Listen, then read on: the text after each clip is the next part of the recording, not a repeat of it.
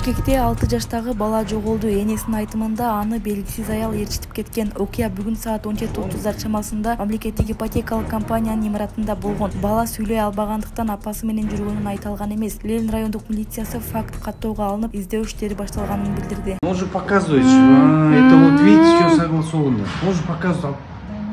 Да, он показал. Да. Он показал, видно.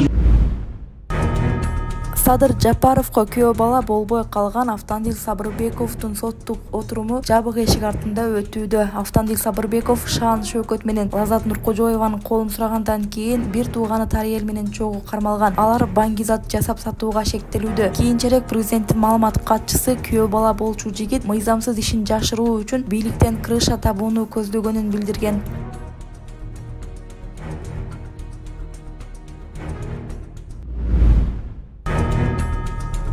Министр Сабиров Орусияда мыйзамсыз жүргөн кыргыз жарандарына укуктук колдоо көрсөтүү керектигин айтты. Эмгек социалдык камсыздоо жана миграция министри Равшанбек Сабиров Орусияда миграциялык мыйзам бузганы аныкталган 72 миңге жакын кыргызстандык жаранга укуктук колдоо көрсөтүү керек экенин айтты. Аларды өлкөгө алып келүү жана ишке орноштуруу үчүн шарт түзүү зарыл экенин кошумчалады. Алар Орусиянын ички иштер министрлигинин маалымат базасында эмгектик же жарандык укуктук келишим түзгөндүгү, бармак изин каттоодон жана медициналык текшерүүдөн өткөндүгү, миграциялык каттоого тургандыгы жөнүндө маалыматы жок адамдар 1 январдан тартып чет өлкөлүк жарандардын Орусияда жүрүү убактысы 180 күндөн 90 күнгө чейин кыскартылды. Бул Орусияда тиешелүү уруксат документтери, убактылуу туруктуу жашоого уруксаты, эмгек же жарандык укуктук келишими жок жүргөн чет өлкөлүк жарандарга колдонулат. 5 февралда Орусияда жаңы укуктук режим киргизилген, мыйзам күчүнө кирет. Ал мыйзамга ылайык Орусиянын аймагында жүрүүгө, жашоого мыйзамдуу негиздери жок чет элдиктер өлкөнүн аймагынан чыгарылат. Ички иштер органдары чет өлкөлүк жарандарды айрым укук бузуулары үчүн Орусиядан депортациялоого укуктуу болот. Кыргызстандын тышкы иштер министрлиги бул мыйзам Орусиядагы кыргыз жарандарына да тиешелүү экенин эскертип, бул өлкөдө жүргөн мекендештерди тиешелүү органдарга тез арада кайрылууга жана өз укуктук абалын мыйзамдаштырууга чакырган.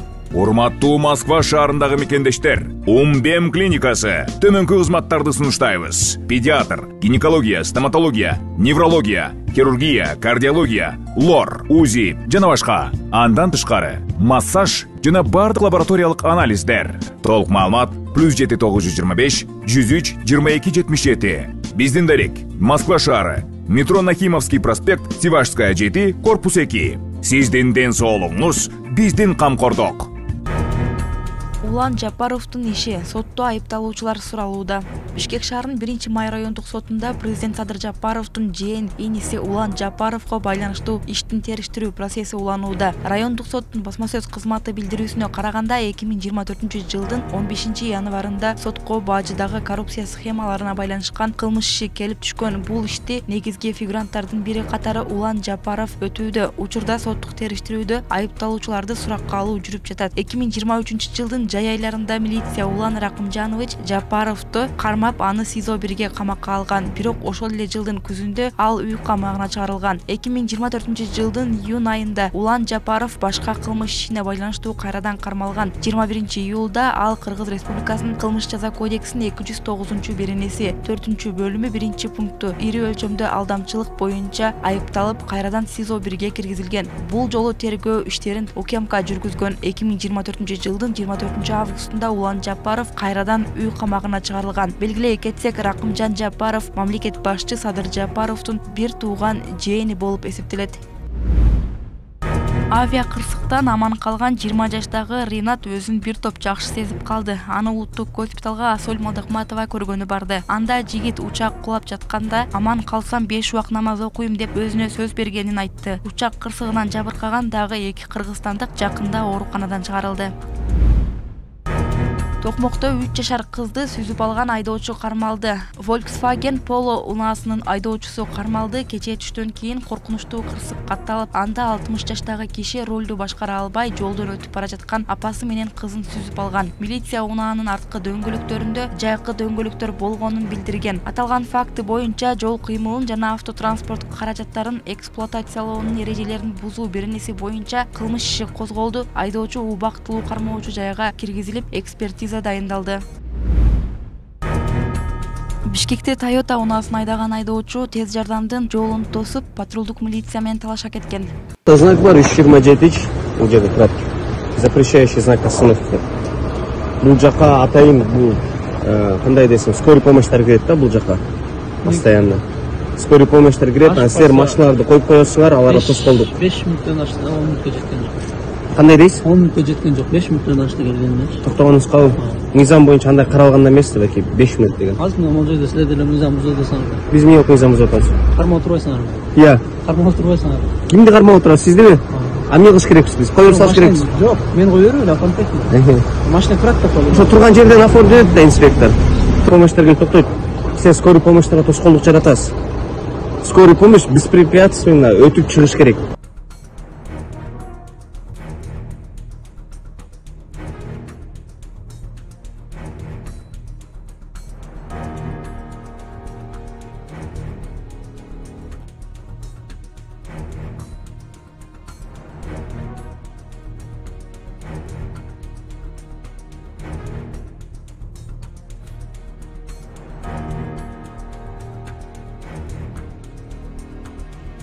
Наши многие водители останавливают свои автотранспортные средства прямо во въезд, где паркуются скорые помощи.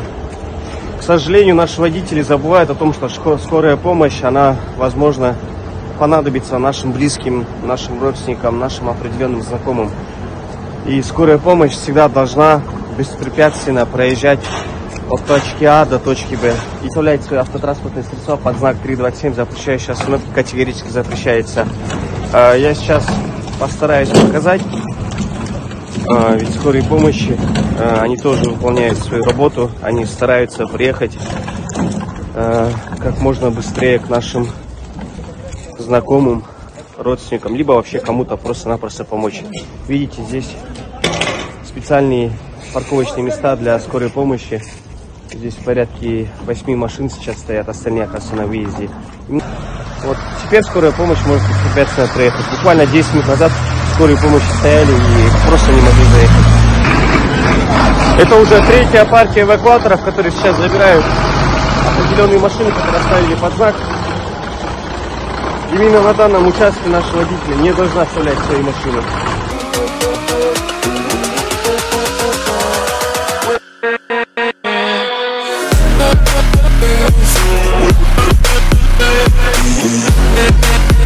Yeah.